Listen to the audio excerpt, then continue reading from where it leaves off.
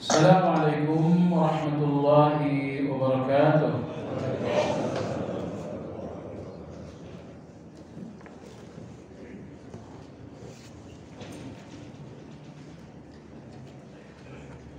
Alhamdulillah alladzi bi ni'matihi tatimmu shalihat. وأشهد أن لا إله إلا الله وحده لا شريك له وأشهد أن محمدا عبده ورسوله لا نبي بعده اللهم صل وسلم على محمد وعلى آله وأصحابه ومن اهتدى بهديه إلى يوم الدين. يا أيها الذين آمنوا اتقوا الله حق تقاته ولا تموتن إلا وأنتم مسلمون. Kaum muslimin wal muslimat rahimakumullah. Pembahasan terakhir dalam kajian Madarijus Salikin adalah perbedaan para ahli ilmu mengenai hukum ridha. Ada yang mengatakan bahwa ridha hukumnya adalah wajib.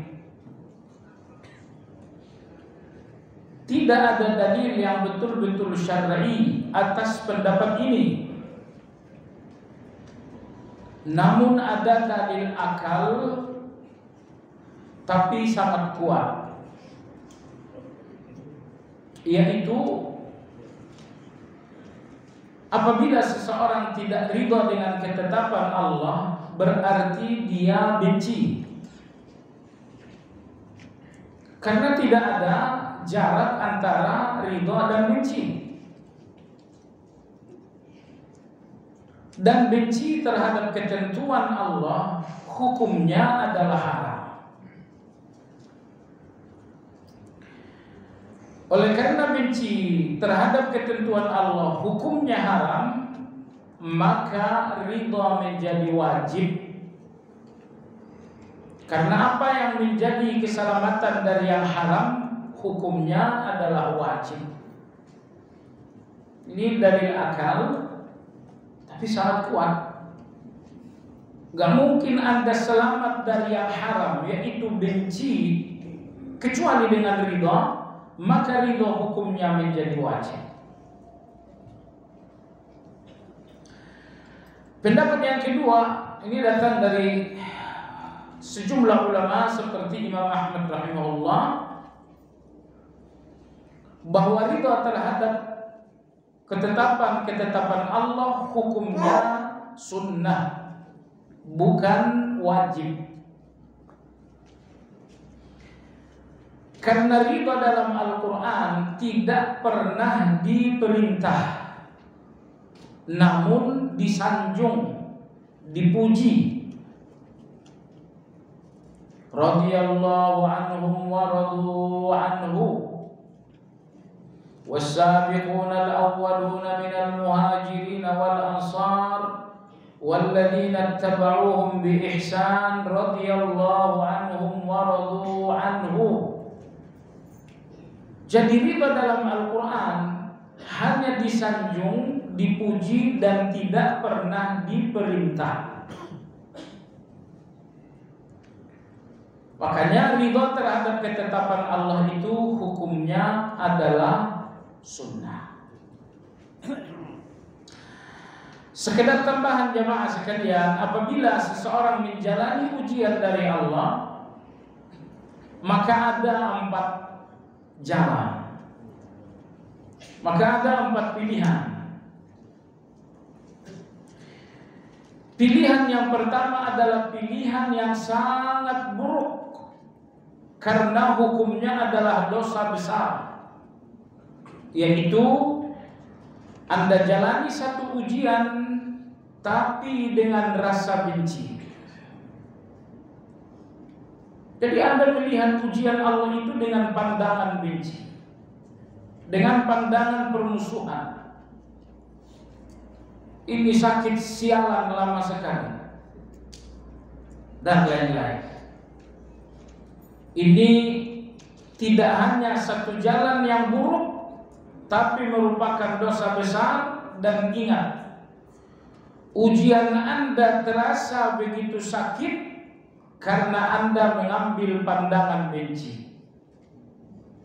Sekiranya Anda tidak melihat ujian itu dengan pandangan benci, ujian ini tidak terlalu sakit. Jalan yang kedua di dalam ujian Allah adalah sabar. Orang-orang yang bersabar berandai-andai seandainya ujian ini tidak ada. Tapi hanya dalam hati saja, tidak diucapkan. Sebab kalau sampai diucapkan, itu tidak sabar lagi. Namun ada pikiran, sekiranya ujian ini jangan pernah ada. Namun pikiran itu ditahan. Ini namanya sabar. Jalan yang ketiga ini dia, jalan ridha.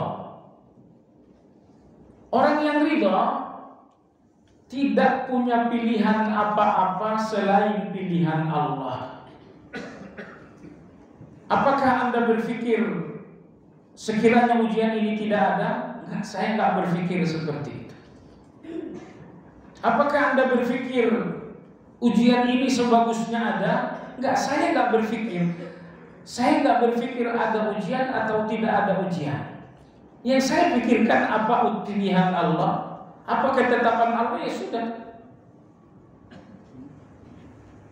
Jadi kalaupun dia sakit, kalaupun terjadi musibah, ini yang Allah pilihkan. Jadi saya tidak mau lagi yang lain. Ini namanya ridha. Kalau masih ingin yang lain, ini ujian Allah. Coba kalau nggak ada, coba kalau nggak terjadi. Ini masih sabar namanya. Lalu tingkatan yang paling tinggi dalam ujian Allah adalah tingkatan syukur. Orang-orang yang berada dalam ujian Allah tapi mengambil posisi syukur. Tentu saja mereka tidak bersyukur atas musibahnya, namun bersyukur atas kebaikan-kebaikan Allah dalam musibah. Ingat, musibah itu hanya menyakiti Anda mungkin 10%. 90% lagi membahagiakan Anda. Musibah itu 10%, selebihnya adalah hikmah. Cuma karena Anda terlalu fokus melihat musibah, sehingga Anda tidak melihat hikmah. Maka orang yang berada di tingkat syukur, mereka menolak melihat musibahnya, namun mereka habis-habisan melihat hikmah. Sehingga karena mereka lebih fokus melihat hikmah, jadilah musibah ini jalan syukur bagi mereka. Baik, jemaah sekalian, halaman 181, alinea paling bawah. Imam Ibnu Qayyim kemudian menjelaskan yang mereka perselisihkan ini ialah persoalan ridho terhadap qada kauni. Sedangkan ridho terhadap Allah sebagai Rabb dan Ilah dan ridho terhadap perintah dan agamanya, maka ini halnya disepakati wajib. Nah, di sini Imam Ibnu Qayyim mencoba memberikan benang merah. Benang merah atau benang hitam? Benang merah aja. Kata Imam Ibnu Qayyim, sebetulnya ketetapan Allah itu dua. Ada ketetapan Allah di mana ridha menjadi wajib. Tapi ada ketetapan Allah di mana ridha hukumnya sunnah. Ketetapan yang pertama dinamakan ketetapan kauni. Yang berjalan kecelakaan, yang sehat mengalami sakit, yang bekerja kemudian dipecat, yang berbisnis kemudian bangkrut, yang merasa aman tiba-tiba difitnah. Semua takdir-takdir yang tidak diinginkan dinamakan dengan ketetapan kauni. Kemudian ketetapan Allah yang kedua adalah ketetapan syar'i. Allah menetapkan salat hukumnya wajib. Allah menetapkan puasa hukumnya wajib. Allah menetapkan orang kaya kalian wajib berzakat. Allah pula yang menetapkan engkau yang sakit hati harus memaafkan. Allah pula yang menetapkan kamu yang memiliki kelapangan harus berbagi kelapangan kepada orang yang sedang kesempitan. Allah juga yang menetapkan kalau bertemu ucapkanlah salam. Ini semua ketetapan-ketetapan syar'i. Di dalam ketetapan syar'i, hukum ridha adalah wajib. Nah, disinilah benang merah itu. Ridha wajib atau sunnah tergantung objeknya. Kalau ridha tersebut dalam hubungannya dengan ketetapan kauni alias takdir, maka ridha di dalam takdir Allah hukumnya adalah sunnah. Tapi kalau ridha itu dalam hubungannya dengan ketetapan syar'i, maka ridha tersebut hukumnya wajib. Wa aqimus shalah, wajib Anda terima dengan ridha. Kutiba alaikumus syiyam, wajib Anda terima dengan ridha. Wala ta'kulur riba, wajib Anda terima dengan ridha. Wala taqrabuz zina, wajib Anda terima dengan ridha. Qul huwallahu ahad, wajib Anda terima dengan ridha. Ridha yang hukumnya wajib ada 3. Tidak usah dicatat, tiap pagi dan sore Anda ingatkan diri Anda 3 ridha ini. Raditu billahi wa bil islami wa bi Muhammadin sallallahu alaihi wasallam. Ini 3 ridha yang wajib. Anda ridha Allah sebagai Rabb yang mengatur hujan atau kemarau, mengatur Anda sakit atau Anda sehat, yang mengatur Anda sedang tenang atau Anda sedang gelisah. Itu namanya Rabb, Maha mengatur. Raditu billahi rabba, aku ridha Allah sebagai yang Maha mengatur. Wa bil islami dina, aku ridha Islam ini sebagai agama dan jalan kehidupan. Yang ketiga, aku ridha Muhammad sallallahu alaihi wasallam sebagai nabi dan contoh dalam beragama. Baik, halaman 182. Demikian pula perbedaan mereka mengenai khusyuk dalam salat. Dalam hal ini terdapat 2 pendapat di kalangan fuqaha, dan kedua pendapat ini terdapat dalam mazhab Imam Ahmad. Khusyuk dalam salat, apakah hukumnya wajib atau apakah hukumnya sunnah? Kedua pendapat ini sama-sama disebutkan ulama, antara yang pro dan yang kontra. Imam Ibn Taimiyah sejalan dengan Imam Ghazali bahwa khusyuk dalam salat hukumnya wajib, tapi bukan rukun. Kalau rukun berarti meninggalkannya membatalkan salat.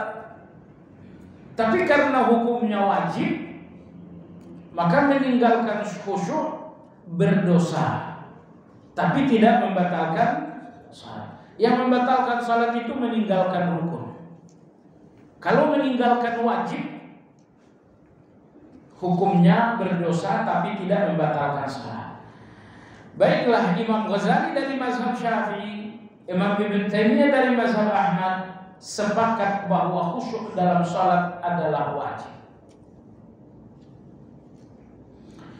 Akan tetapi mayoritas ulama Umumnya ulama mengatakan bahwa khusyuk dalam salat itu hukumnya bukan wajib tetapi sunnah. Kita pilih mana nih? Yang ringan aja. Mau milih yang ringan atau milih yang berat? Sebagian ulama mengatakan kalau ada perbedaan pendapat, ambil pendapat yang paling berat. Karena tujuan agama ini melepaskan hawa nafsu, dan pilihan yang berat itu melepaskan hawa nafsu. Ayo, mau milih yang mana sekarang? Bagaimana aspek dalil dua pendapat ini? Aspek dalilnya tidak jauh beda dengan ridho. Khusyuk dalam Al-Quran, begitupun dalam hadis, semuanya dalam bentuk pujian-pujian saja. Kalau ada perintah yang tegas, tidak mungkin ada perbedaan pendapat. Khusyuk hukumnya wajib.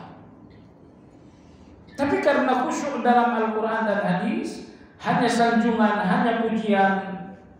Nah, yang disandung dan yang dipuji ini hukumnya wajib atau sunnah. Ini pembahasan dalam ilmu usul fikih. Kalau diperintah, hukum dasarnya wajib.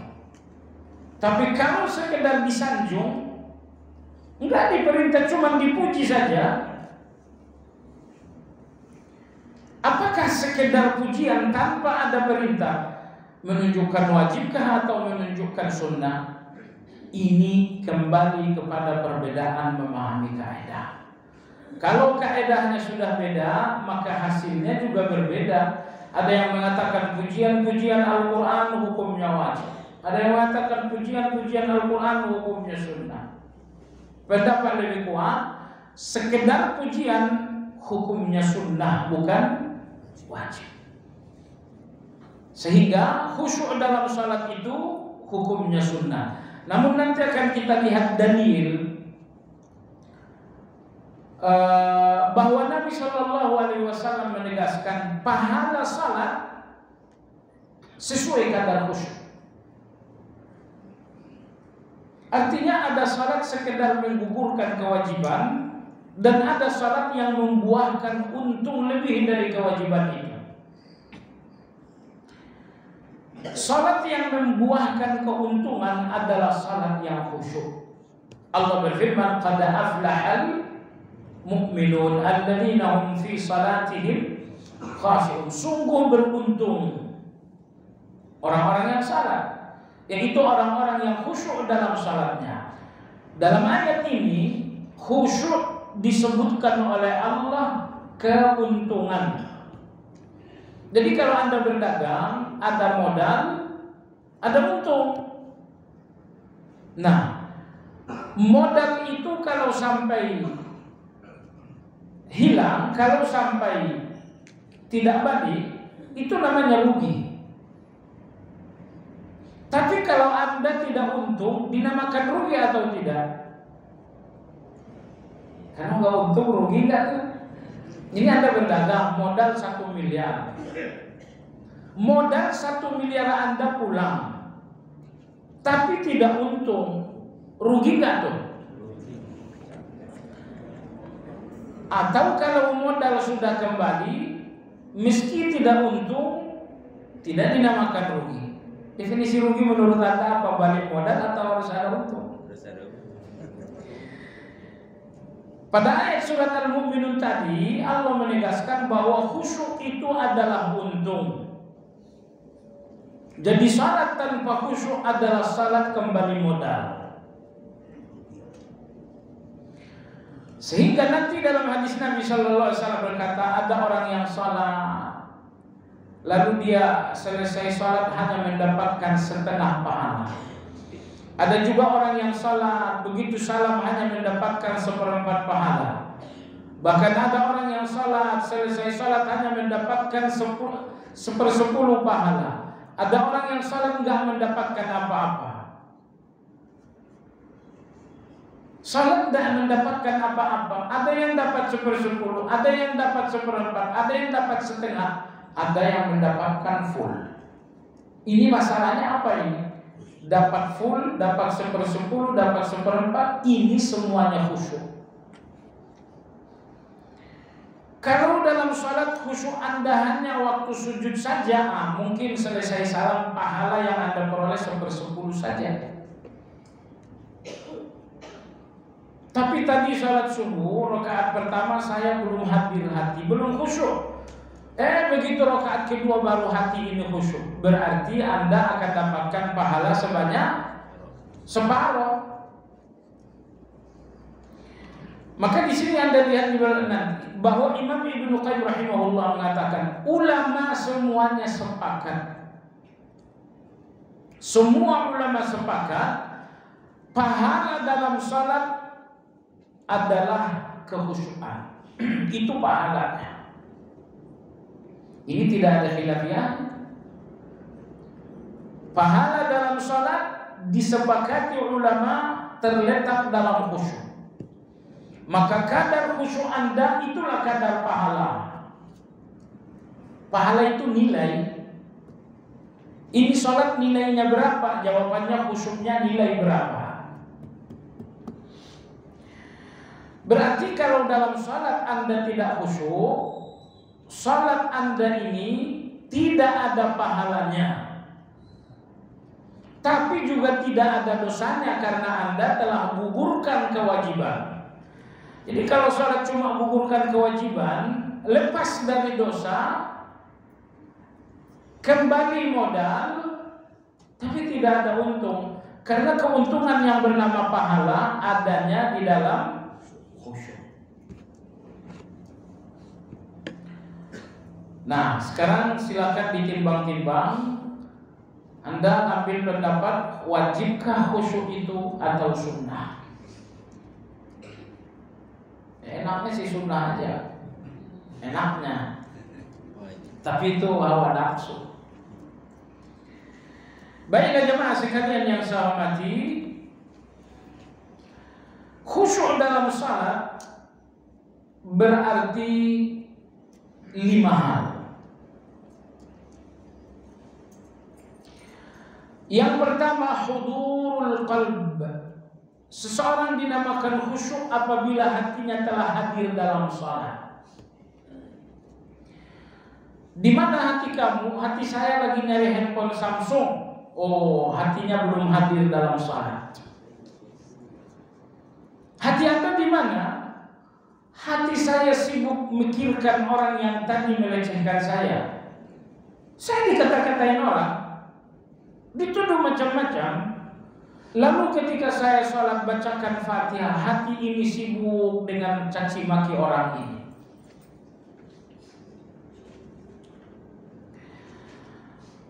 Jadi langkah pertama untuk khusyuk adalah hadirkan hati itu dalam salat. Karena hati ini punya sayap yang sangat kencang. Dia bisa terbang ke Cibubur Johnson, dia bisa terbang ke TSM, dia bisa terbang ke Ancol, dia bahkan bisa terbang ke rumah musuh-musuh Anda. Maka tugas pertama Anda dalam salat adalah hadirkan hati itu dalam salat. Anda lihat bagaimana hakim begitu sudah datang tersangka dihadirkan saksi-saksi. Nah, menghadirkan hati dalam salat ini nomor 1. Bagaimana cara menghadirkannya? Menghadirkannya dengan 2 cara. Cara yang pertama mujahadah, seret. Ingat, hati Anda hadir itu enggak hadir sendiri. Anda keliru besar kalau berpikir hati hadir dengan sendirinya. Hati hadir secara otomatis. Anda salah. Hati tidak akan hadir secara otomatis, tapi diseret. Cara menyeret hati untuk hadir adalah mujahadah. Apa itu mujahadah? Perjuangan. Makanya saya bilang bahasanya diseret, karena mujahadah itu perjuangan. Sudah berjuanglah, itu hati seret sampai ke dalam salat. Dipaksa. Nah, makanya ada salat-salat qabliyah. Karena kalau Anda lagi berbisnis, lagi berjualan, udah azan, tunggu qomat dulu. Sampai di masjid Anda langsung zuhur, Allahu Akbar, bismillah, alhamdulillah. Tadi kali berapa tadi? Coba sekalian dari sholat, dari bisnis langsung sholat, langsung. Mana mungkin khusyuk? Ini hati benar-benar harus diseret. Makanya ada jeda antara kegiatan Anda dengan sholat, yaitu sholat qabliyah. Begitu adzan pergilah ke masjid. Dan yang memudahkan Anda menghadirkan hati ketika Anda meninggalkan yang lain untuk sholat. Saat Anda mengorbankan yang lain untuk sholat, itulah kemudahan Anda menghadirkan hati. Tapi saat Anda mengorbankan sholat untuk yang lain, itu yang membuat Anda gak bisa menghadirkan hati. Ada kesibukan, ada pekerjaan, itu berbeda. Agama ini ingin agar ibadah itulah kesibukan, dunia cukuplah pekerjaan. Apa bedanya? Kesibukan itu sesuatu yang membuat Anda mengorbankan yang lain. Itu namanya kesibukan. Anda korbankan rapat karena sholat. Itu baru kesibukan namanya, karena Anda telah mengorbankan sesuatu untuk sholat. Tapi kalau sholat ini yang dikorbankan untuk yang lain, itu namanya mengerjakan sholat, bukan sibuk dengan sholat. Dan dalam hadis Nabi SAW mengatakan, siapa orang yang tafarruh untuk ibadah, sibuk untuk ibadah, rela mengorbankan yang lain untuk ibadah, kalau Anda selalu begini, ada dua jaminan Nabi untuk Anda.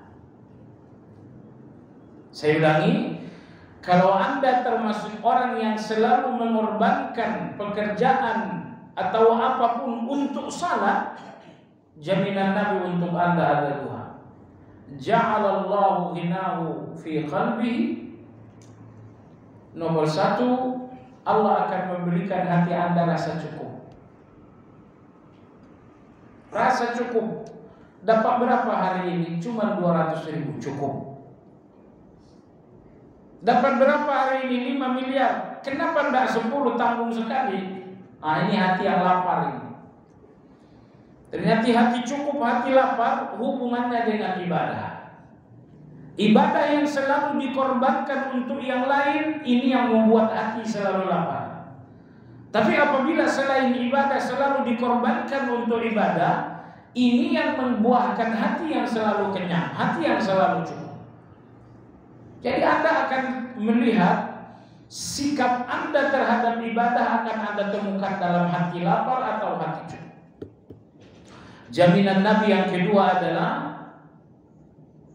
Anda tidak akan menemukan pintu kemiskinan.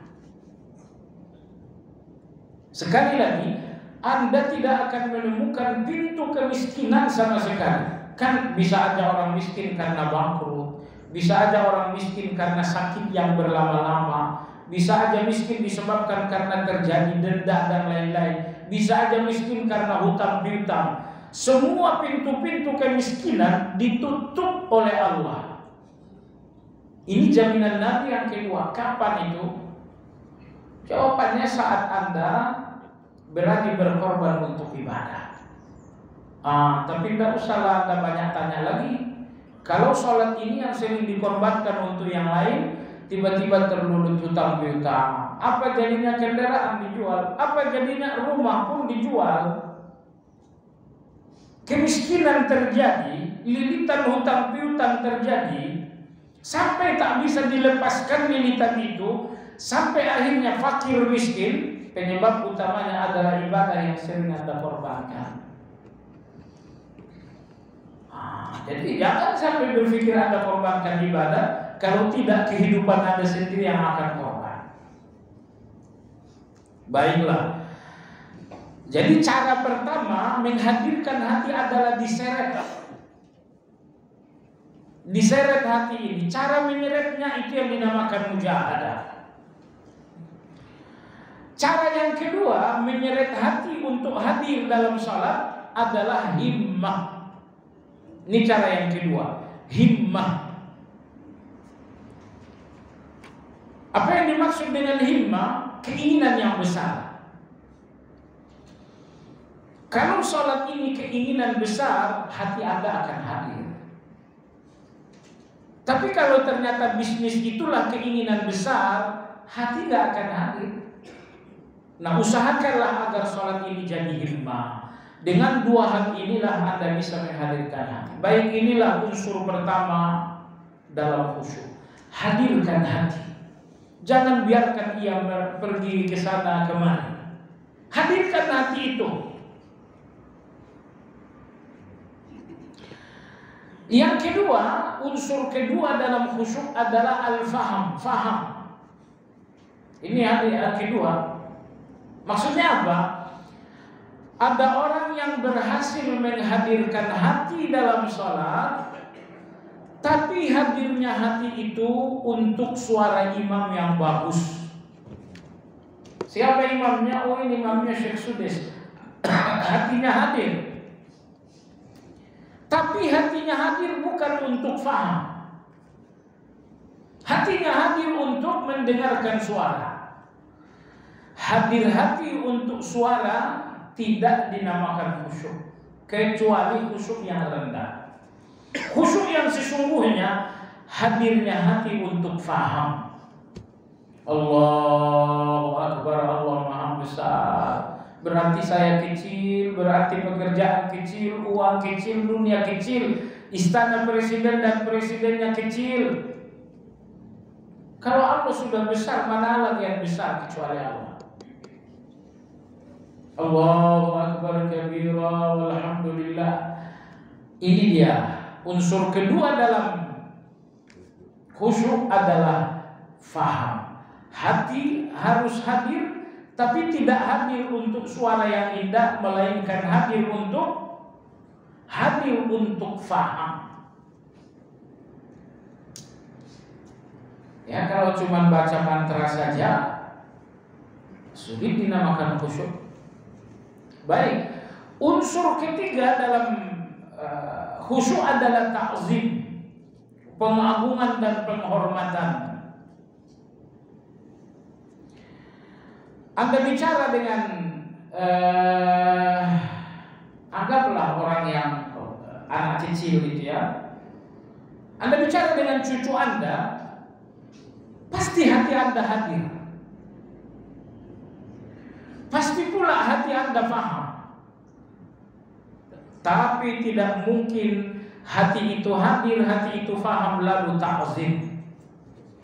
Karena Anda bicara dengan cucu sambil untuk bercanda. Anda ingin tertawa. Nah, di sini Anda lihat hati Anda hadir, memang hadirnya pun untuk faham, tapi untuk bercanda. Ini tidak dinamakan khusyuk.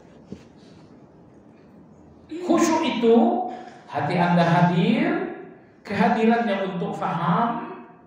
Faham itu pun disertai dengan ta'zim, pengagungan.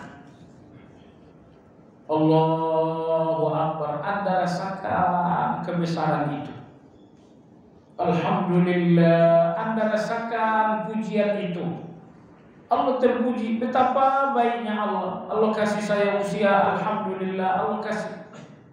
Anda rasakan setiap sanjungan kepada Allah adalah pengagungan. Ketika Anda mengucapkan Allahu Akbar kabira, pengagungan.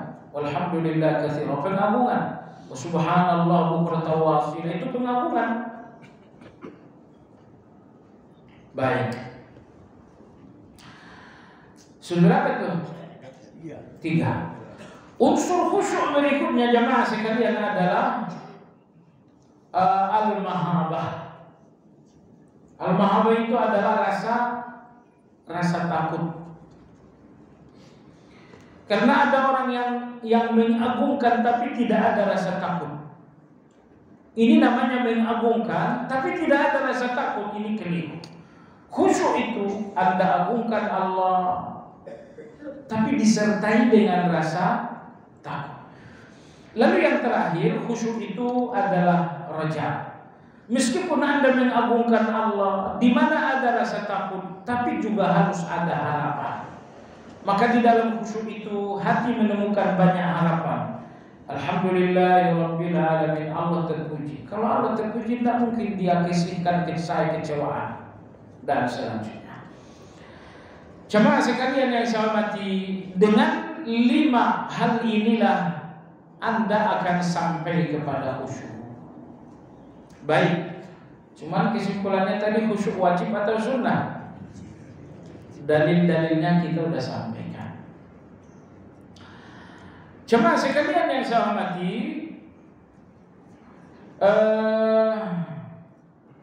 Anda lihat pada halaman 182 itu di atas, mereka berargumen bahwa Nabi SAW memerintahkan orang yang di atas sedikit deh. Terdapat 2 pendapat pula mengenai wajibnya mengulang salat bagi orang yang was-was. Orang yang salat was-was. Berbeda orang yang was-was dengan orang yang ragu. Kalau orang yang ragu, nanti ada sujud sahwi. Orang yang ragu, nanti hitungannya diambil yang paling kecil. Tapi kalau orang yang was-was, hitungannya ambil yang paling besar. Baik, ini sholat subuh saya 1 rakaat apa 2 rakaat? Saya ambil hitungan kecil atau hitungan besar? Kalau Anda was-was, ambil yang paling besar. Tapi kalau Anda ragu, ambil. Ragu itu berarti syak. Was-was ya was-was. Apa bedanya ragu dengan was-was? Ragu itu sekali, kalau was-was itu berkali-kali. Tadi sholat ragu, semalam sholat was-was, sebelumnya setiap sholat was-was terus.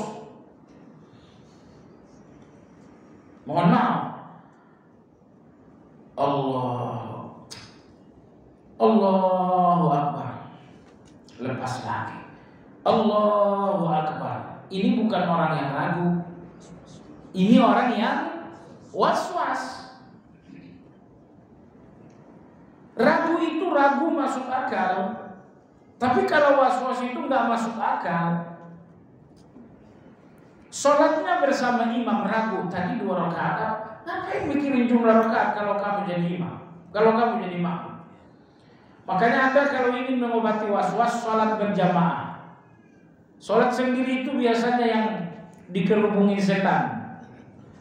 Ya, kalau Anda selalu ragu dalam sholat 2 rakaat apa 3 rakaat, ya sudah berjamaah saja.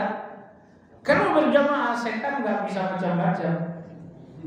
2 rakaat apa tidak, tapi imam udah salah, nggak usah pikirin jumlahnya. Baik. Ragu itu karena ada satu setan bernama khinzib. Khinzib ini pencuri.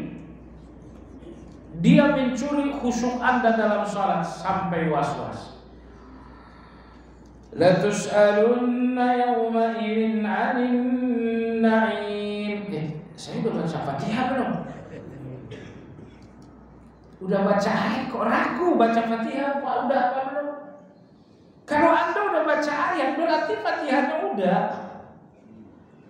Kalau Anda masih ragu, itu bukan ragu, was-was.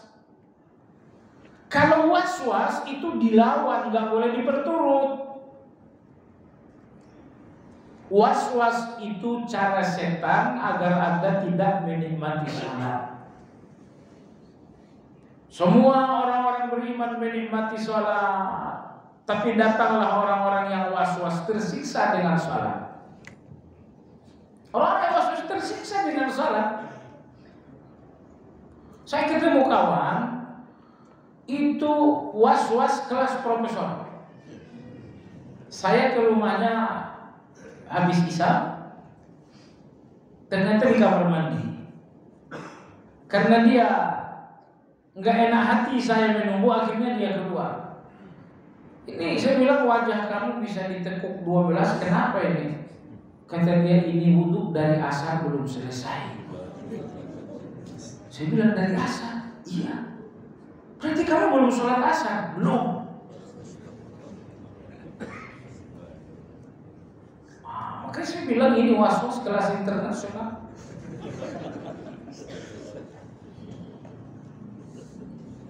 Mohon maaf, jenggotnya lebat, pakai jambang lagi. Tapi jenggot yang lebat itu sekarang tinggal tipis. Kenapa? Kalau wudhu itu satu persatu dibasuh. Ambil air begini, begitu. Ini maka was-was luar biasa sekali. Saya bilang, kamu ini bujang lapuk, segera nikah. Emang bujang lapuk belum nikah dia. Segera nikah, saya bilang. Akhirnya dia nikah. Perlahan-lahan hilang. Maka kalau ada udah nikah, masih was-was juga perlu nambah ini.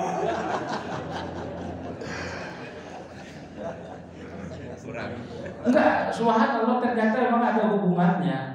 Begitu beliau nikah, was-wasnya itu memang belum sembuh, tapi dari kelas internasional jadi kelas kelurahan. Itu kalau tadinya wudhu diulang, berarti berapa kali ngulang itu? Dari waktu asar sampai isya belum selesai wudhu. Nah, sekarang setelah nikah, gimana keadaannya? Sisa sedikit lagi, Ustaz. Bentaran lagi juga. Saya cuma mau tambah satu lagi. Baik jamaah sekalian yang saya hormati. Nah, sekarang orang yang was-was, perlukah sujud sahwi? Gak ada sujud sahwi untuk orang yang was-was. Was-was itu, sujud sahwi itu untuk orang yang ragu. Kata Nabi SAW, "Idza syakka ahadukum fi salatihi, falam yadri asalla arba'an am thalathan." Apabila kalian ragu dalam salat, lalu kalian tidak tahu ini 4 atau 3, ini 3 atau 2. Kata Nabi SAW, "Falyabni ala mastaiqan wal yasjud sajadatain." Atau kama qala. Maka ambillah dari dua kemungkinan yang lebih mendekati yakin, setelah itu sujudlah 2 kali. Jadi sujud sahwi berlaku untuk orang yang ragu, enggak berlaku bagi orang yang was-was. Nah, masalahnya orang yang was-was wajib ngulang salat atau tidak? Imam Ghazali dari mazhab Syafi'i mengatakan orang yang was-was wajib mengulang salat. Nah, tapi yang pendapat yang lebih kuat, orang yang was-was itu tidak wajib mengulang salat. Kenapa? Karena kalaupun diulang 10 kali, 10 kali was-was. Diulang kedua kalinya lebih was-was lagi. Diulang lagi yang ketiga lebih was-was lagi. Karena obat was-was itu dilawan. Begitu Anda mengulang sholat itu berarti tidak melawan. Makanya was-was dalam sholat yang kedua itu lebih buruk.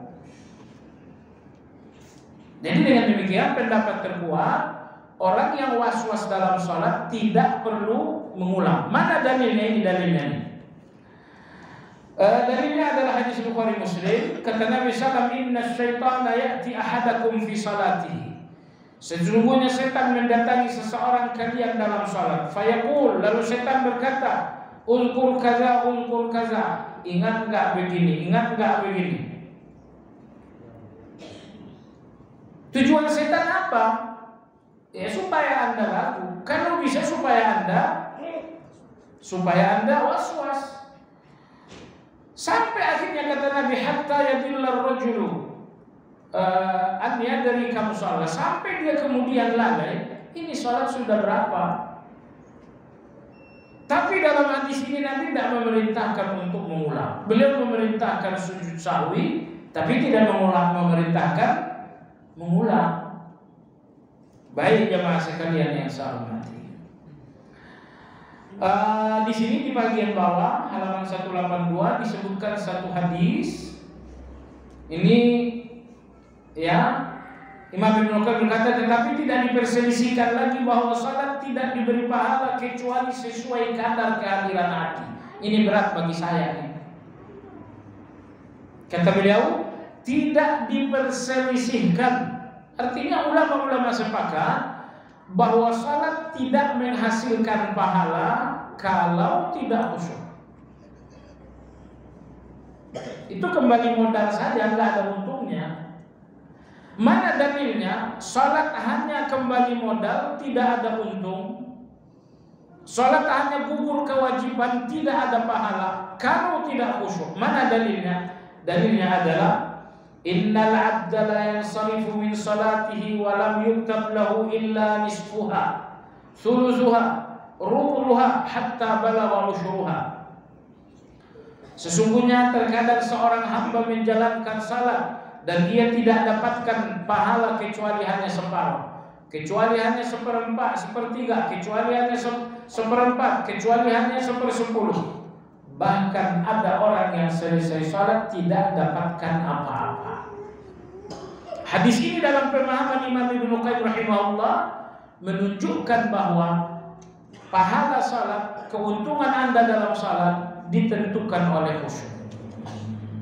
Kalau Anda khusyuk dari awal sampai akhir, Anda dapatkan pahala 100%. Tapi kalau dari awal sampai akhir khusyuknya cuma sujud terakhir saja, itu Anda dapatkan pahala 1/10 mungkin, atau 1/20 mungkin. Kan ada, kata Nabi, ada juga selesai sholat nggak dapat catatan apa-apa. Nah, baiklah jamaah sekalian yang saya hormati, Ibnu Abbas radhiyallahu anhu berkata, "Laisa laka min salatika illa ma aqalta minha." Kau tidak dapatkan apa-apa dari salatmu kecuali sebatas apa yang kau fahami dari salat itu. Ini ucapan Ibnu Abbas dan ini pun diriwayatkan dari Ali, bahwa Anda, kata beliau, tidak dapatkan apa-apa dari salat kecuali apa yang Anda fahami. Anda fahami bacaan sujud, itu yang Anda dapatkan. Anda fahami tasyahud, itu yang Anda dapatkan. Tapi kalau dari takbir sampai salam Anda faham, nah, Anda dapatkan keuntungan 100%. Baik jamaah sekalian yang saya hormati, di sini Imam Ibnu Qayyim rahimahullah memberikan catatan, saya tak bacakan lagi, saya berikan kesimpulan. Kata Imam Ibnu Qayyim, salat sah atau tidak karena khusyuk. Imam Ibnu Qayyim mengatakan sah atau tidak dikembalikan kepada dua hal. Apakah sah yang dimaksud sah salat atau sah yang dimaksud sah kesempurnaan? Lalu beliau mengatakan khusyuk menentukan sahnya salat, tapi sah kesempurnaan. Tapi kalau seseorang tidak khusyuk, yang batal itu adalah kesempurnaannya yang batal, bukan salatnya. Karena salat kita ini dua tingkatan, salatnya, sempurnanya. Begitu Anda tidak khusyuk, yang batal adalah sempurnanya salat, bukan salatnya. Begitu kata Imam Ibnu Qayyim. Tapi walau demikian, kalau Anda tidak khusyuk, kesempurnaan salat Anda batal, ini berarti salat yang cacat. Begitu selesai, oh ini salat yang buta. Udah buta, pincang lagi. Udah pincang, tulik lagi. Udah tulik, bisu lagi. Itu salat kita tuh kalau nggak khusyuk. Salat yang penuh dengan cacat, salat berkebutuhan khusus. Wih, salat khusyuk, salat cacat. Kenapa? Di mana kesempurnaan salat Anda batal? Kenapa? Karena tidak khusyuk. Begitu kata Imam Ibnu Qayyim rahimahullah taala. Sebetulnya sudah masuk waktu syuruk, tapi masih 5.40. Kita mentok jam 6 atau sudah? Sudah aja. Baik. Insya Allah akan datang halaman 183, pembahasan tentang apa saja yang diharamkan atas hati. Kalau kemarin-kemarin sampai hari ini kita belajar apa saja kewajiban-kewajiban hati. Pembahasan yang akan datang adalah apa saja yang diharamkan atas hati. Insyaallah ta'ala. Baik, demikian kajian kita. Bagi Anda yang ingin bertanya, dipersilakan.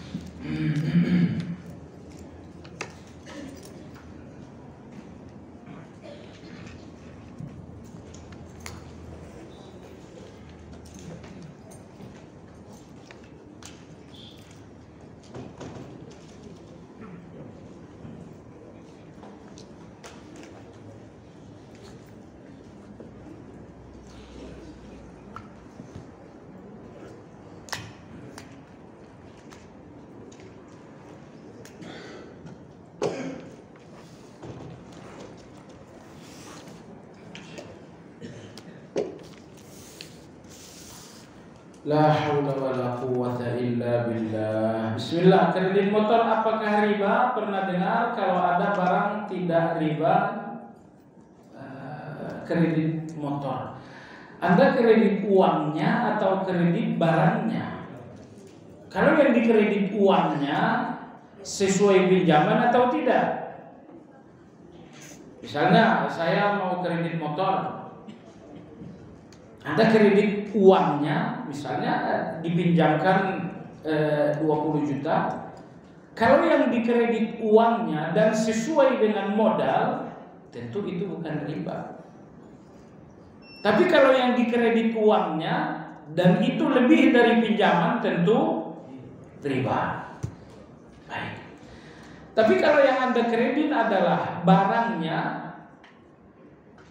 misalnya dalam akad, ini kredit barang bukan utang, sehingga jatuhnya bukan pinjaman. Ya, kredit barang bukan pinjaman. Kalau yang dikredit adalah barangnya, ya hukumnya dibenarkan. Kalau kesekian, kalau kredit sekian, enggak jadi soal. Bagaimana dengan denda keterlambatan? Denda keterlambatan itu dalam fikih dinamakan syarat jazai. Kalangan ahli berselisih, denda ini hukumnya boleh atau tidak. Pendapat yang lebih kuat, denda sesuai dengan kerugian boleh. Karena sebagian orang bilang denda itu keuntungan dalam hutang piutang. Pendapat ini tidak sepenuhnya benar, karena denda itu, pendapat yang kedua, denda itu bukan keuntungan dalam hutang piutang, tapi ganti rugi karena hutang piutang. Anda kalau menunda sebulan, menunda 5 bulan, saya sebagai penjual rugi atau tidak? Jelas saya rugi. Nah, maka Anda dikenakan denda. Denda itu ganti rugi saya. Keliru kalau Anda pahami denda itu keuntungan saya. Nah, maka oleh sebab itu, kalau jumlah denda sesuai dengan jumlah rugi, silakan, itu denda yang dibenarkan. Tapi kalau jumlah denda Anda tidak disesuaikan dengan kerugian, ya, ini kemungkinannya riba. Nah, sekarang dendanya berapa persen? Misalnya dendanya 5%. 5% ini patokannya apa 5%? 5% dari sesuai kerugian atau 5% dari hutang piutang? Kalau 5% dari total kredit ini sih riba. Tapi kalau 5% denda ini sesuai dengan kerugian real, itu ganti rugi, bukan denda. Itu bukan riba. Allah. Mohon penjelasan takhalli dan tahalli untuk pembersihan hati berdasarkan Al-Quran. Yang dimaksud dengan takhalli, mandi. Yang dimaksud dengan tahalli minyak wangi. Tidak mungkin Anda pakai minyak wangi kalau belum mandi. Tapi Anda mandi tak pakai minyak wangi juga Anda tidak semerbak. Maka perlu tahalli, bersihkan kotoran dulu. Setelah kotoran itu bersih, barulah Anda tanamkan kebaikan-kebaikan. Gak mungkin Anda jujur kalau kotoran dusta ini belum bersih. Gak mungkin Anda tulus kalau kotoran dengki itu belum dikikis. Ya, kikis dulu serakahnya, maka muncullah dermawannya. Kikis dulu rianya, maka muncul ikhlasnya. Nah, mengikis keburukan inilah yang dinamakan dengan takhalli. Lalu kemudian menanamkan kebaikan itu dinamakan dengan, dan Al-Quran penuh dengan hal-hal seperti ini.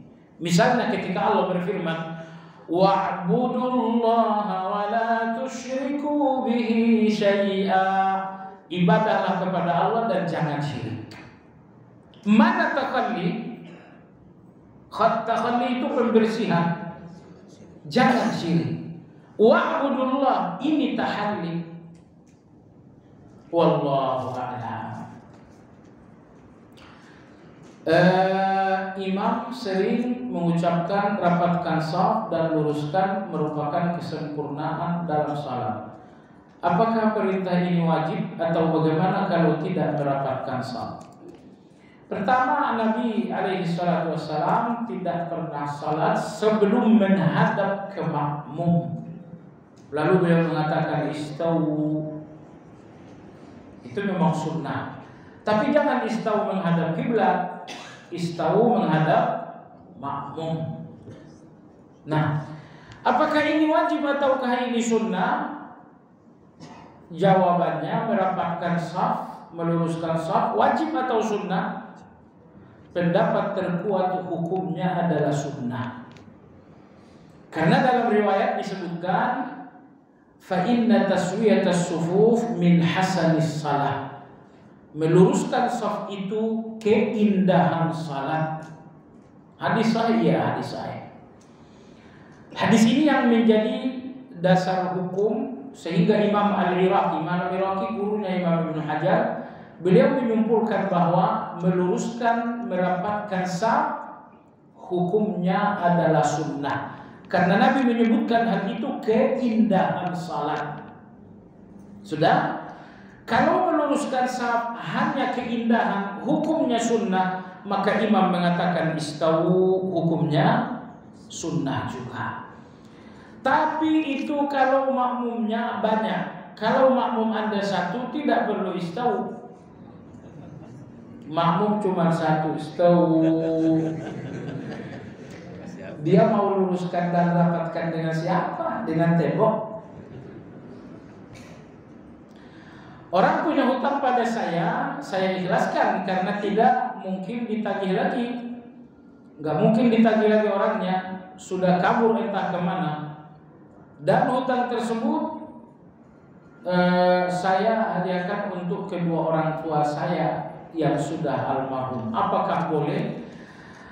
Yang dilakukan kepada orang yang meninggal itu ada 3 macam. Yang pertama, Anda melakukan untuk orang yang wafat ibadah fisik. Saya sholat dulu untuk ayah saya.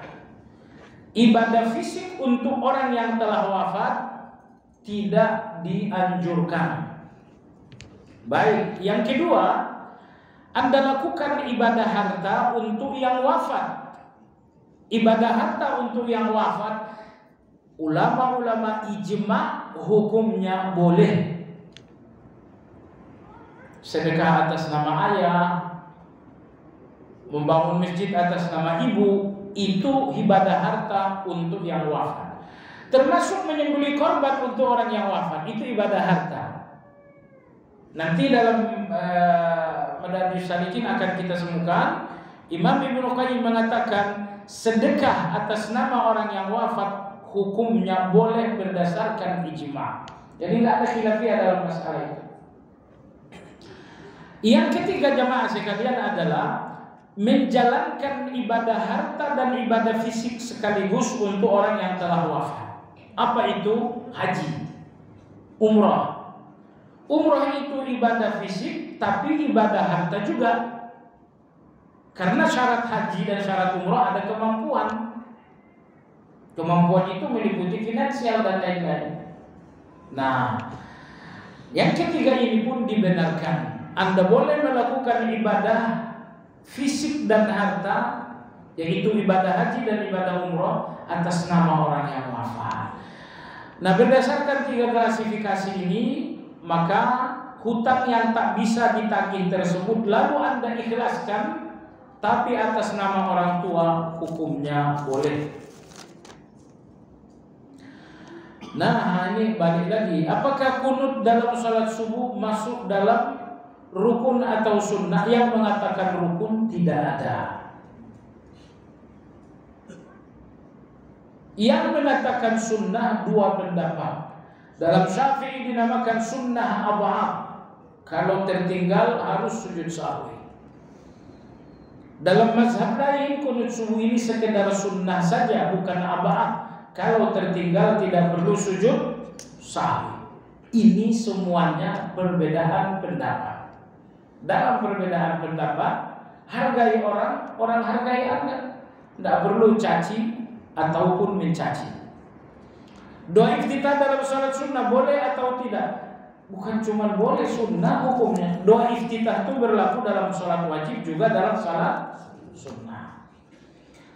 Mohon dijelaskan salat itu mi'rajnya orang beriman sehingga salat bisa khusyuk.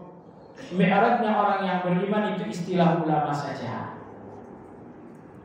Ya, maksud dari istilah ini, kalau Nabi alaihi salatu wassalam mi'raj, bertemu dengan Allah azza wa jalla, bicara dengan Allah, maka orang yang beriman bicara dengan Allah melalui salat. Karena Anda kalau salat membacakan alhamdulillahi rabbil alamin, Allah menjawab hambaku menyanjungku. Ar-Rahmanir Rahim, Allah menjawab hambaku menyanjungku. Maliki yaumiddin, Allah menjawab hambaku mengagungkanku. Iyyaka na'budu wa iyyaka nasta'in, Allah menjawab ini antara aku dengan hambaku, dan bagi hambaku apa yang dia minta. Nabi mi'raj, lalu bicaralah beliau dengan Allah. Orang beriman tak mungkin mi'raj bicara dengan Allah, tetapi dalam salatlah orang beriman bicara dengan Allah. Maka salat itu mi'rajnya orang beriman. Ya, itu istilah ulama saja. Bisa benar, bisa tidak, tergantung apa tujuan istilah ini. Kalau tujuan mi'rajnya orang beriman adalah salat, karena di dalam salat ada komunikasi dengan Allah, maka penggunaan istilah itu benar. Wallahu a'lam. Bagaimana menjaga hati agar yakin bahwa dengan salat itu segala permasalahan hidup bisa selesai, walaupun kadang-kadang terasa masalah belum selesai. Nah, ini yang kedua ini ragu ini. Bisa selesai walaupun kadang-kadang tidak selesai. Kadang-kadang tidak selesai. Yakin saja 100% masalah saya selesai.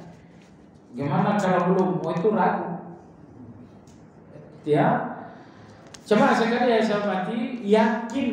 Arti dari yakin tidak ragu. Kalau masih berpikir bagaimana itu pertanyaan orang ragu. Ini saya banyak hutang, sholatlah biar selesai urusan. Begitu salam, bagaimana caranya? Kalau ada bagaimana berarti ragu. Jangan ada bagaimana, yakin 100%. Maka makan dijelaskan bahwa rezeki itu adalah hak makan. Artinya yang mengatakan rezeki adalah Allah SWT. Sejauh mana peran usaha ikhtiar kita dalam mencari rezeki? Jemaah sekalian, kerja itu usaha, bukan rezeki. Rezeki itu dari Allah. Jadi Anda jangan samakan antara rezeki dengan usaha. Usaha itu Anda bisnis, itu usaha. Rezeki itu dari Allah. Jadi Anda jangan lihat bisnis saya ini rezeki saya, salah. Banyak orang bisnis ujung-ujungnya bangkrut karena rezeki itu memang, karena bisnis itu memang bukan. Bahkan ketika Anda terima gaji sekalipun itu belum tentu rezeki, itu cuma uang. Rezeki itu dari Allah. Saya terima gaji ini 5 juta, oh iya. Di tangan Anda gaji itu, tapi dalam perjalanan pulang kena rampok. Ternyata bukan rezeki. Kadang-kadang sudah di tangan kita pun uangnya tak jadi rezeki. Nah, jadi rezeki itu dari Allah Azza wa Jalla. Saya kira Anda nggak pengen ke bisnisnya, yang Anda pengenkan rezekinya. Allah nggak pernah bilang, sholat aku berikan kalian bisnis. Oh, nggak ada ayatnya tuh. Sholatlah aku berikan kalian jabatan PNS golongan tinggi. Nggak ada ayatnya. Yang ada ayatnya, kalian ibadah aku kasih rezeki. Rezeki itu bukan usaha, usaha itu bukan rezeki. Rezeki itu dari Allah. Makanya walaupun Anda usaha, modal Anda 5 triliun, oh ini pasti dapat rezeki. Belum tentu. Siapa tahu 2 tahun lagi Anda kemudian bangkrut dengan hutang 15 triliun.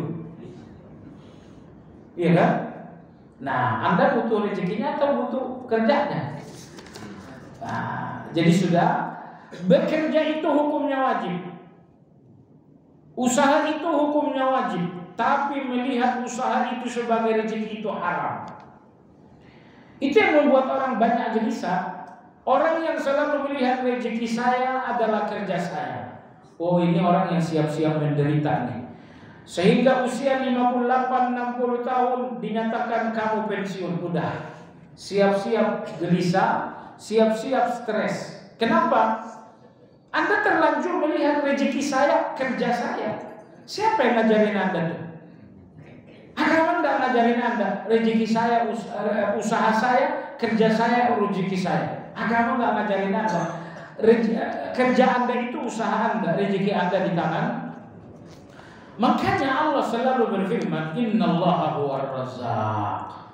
Dalam duduk antara 2 sujud Anda berkata warzuquni. Anda tak mengatakan ya Allah berikan aku kerja, tapi Anda ya Allah berikan aku rezeki. Karena rezeki lebih spesifik daripada kerja. Ada orang yang dapat rezeki padahal nggak ada kerja.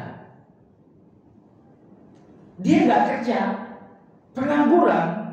Tapi penganggurannya untuk pekerjaan manusia, ibadahnya kepada Allah nggak nganggur. Karena pekerjaan itu ada 2, bekerja untuk manusia, di sini sering terjadi pengangguran. Kalau Anda bekerja untuk Allah itu nggak ada pengangguran sama sekali.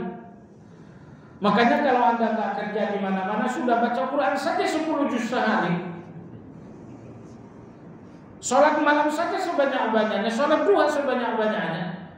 Itu artinya Anda nganggur dalam pekerjaan dengan manusia, tapi Anda nggak nganggur dalam pekerjaan dengan Allah. Karena Anda nggak mau nganggur di depan Allah, tiba-tiba esok harinya dipanggil, kau datang ke kantor dulu. Anda datang ke kantor, saya udah belikan pesawat buat Anda nih. Wow, luar biasa. Cuma buat apa pesawat? Nggak bisa parkir depan rumah. Dijual saja, beli tanah 1 kecamatan. Tapi maksud saya jemaah sekalian satu, ada orang nganggur total. Nganggur dalam pekerjaan dengan manusia, nganggur dalam pekerjaan dengan Allah. Apa yang dikerjakan? Mancing saja 24 jam. Ini nganggur 24 karat. Nah, seharusnya kalau Anda sudah nganggur dalam pekerjaan dengan manusia, jangan lagi nganggur dalam pekerjaan dengan Allah. Udah ada kan, saya udah pensiun, sudah baca Quran 10 juz sehari, 5 juz sehari. Salat malam lebih sungguh, salat duha lebih sungguh. Nah, Anda akan lihat bahwa kerja untuk Allah itu ternyata gajinya lebih banyak. Karena rezekinya luar biasa. Kalau kerja dengan manusia, gaji sesuai tenaga. Tapi kalau Anda kerja untuk Allah, gaji berlipat-lipat di atas tenaga. Anda pengen gaji sesuai tenaga, atau Anda gaji lebih dari tenaga, Kalau begitu bekerjalah untuk Allah. Ibadah doa hadisnya tadi kita sebut. Allah berfirman dalam Al-Quran, "Wa ma khalaqatul jinna wal insa illa liya'budun." Ibadah. Ma uridu minhum min rizqin wa ma uridu an yut'imun.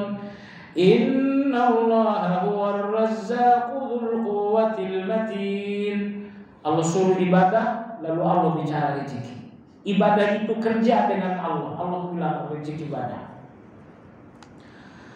Apakah perlu sebaiknya kita memberitahukan ke teman-teman, famili, saudara kandung kita bahwa melalui grup WhatsApp ataupun telepon langsung bahwa kita akan menunaikan ibadah umrah, dan kita juga menyampaikan permohonan maaf serta mohon doanya. Dan bila hal ini disampaikan apakah termasuk riya? Bukan riya, karena riya itu di dalam. Kalau cuma ngobrol, cuma informasi itu bukan riya. Seharusnya saya beritahulah, nanti orang kehilangan. Nanti orang kehilangan bagaimana? Saya kira Anda tahu kisah tidak jauh dari masjid ini. Seseorang lebaran lalu tetangga-tetangga berpikir pulang karena tidak ada pemberitahuan. Ya, tahu setelah 2-3 minggu lebaran adiknya datang, diketuklah pintu. Begitu pintu diketuk nggak ada yang buka.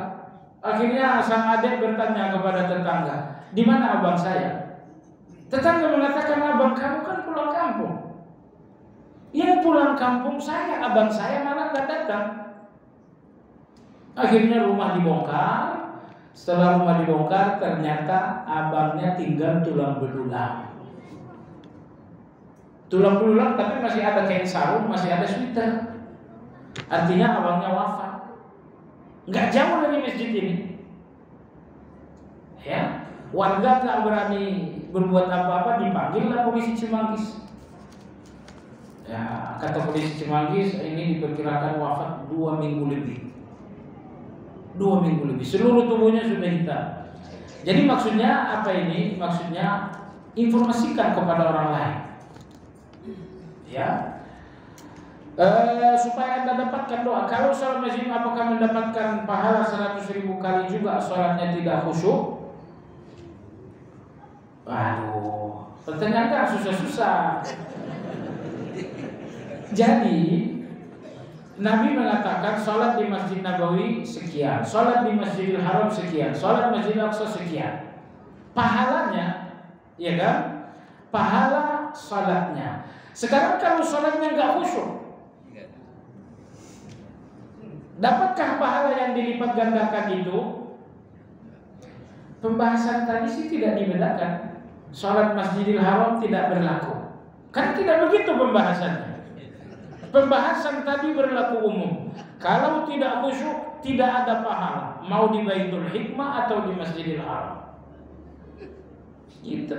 Jadi ini berlaku secara umum. Walaupun Anda salat di Masjidil Haram. Tadi sabda Nabi itu, ada orang yang salat tidak dapat apa-apa kecuali separuh, kecuali sepertiga, kecuali seperempat. Apa Nabi katakan ini berlaku Masjid Indonesia?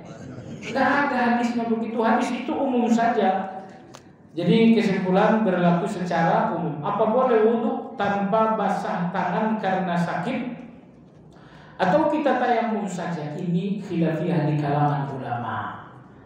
Ya, apakah orang yang tangannya misalnya dikasih perban ini tidak perlu wudhu atau cukup bertayamum saja? Ya.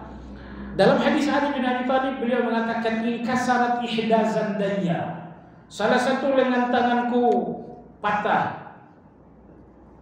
Fa'adhu alaihi jabirah, maka aku membuat rangkai padanya. Fa'amarani Nabi sallallahu alaihi wasallam an amsaha al-jabirah. Rasulullah kemudian menyuruh aku mengusap perban. Itu berarti Anda berwudu, tapi untuk yang sakit ini diusap. Hadis Ali ini didhaifkan sebagian ulama, tapi pendapat terkuat hadis ini adalah hadis yang sahih. Kecuali kalau beberapa anggota tubuh sudah diperban, yang sisa cuma kaki saja. Kalau yang sisa cuma kaki nggak usah wudhu, tayamum saja. Wajah diperban, tangan diperban, kepala diperban. Yang sisa cuma kaki. Wudhu dulu, kaki cemplungin. Jadi wudhu hanya kalau mayoritas anggota tubuhnya masih bisa dibasuh. Wallahu a'lam. Subhanakallahumma wa bihamdika asyhadu an la ilaha illa anta astaghfiruka wa atubu ilaik. Alhamdulillahirabbil alamin. Assalamualaikum warahmatullahi wabarakatuh.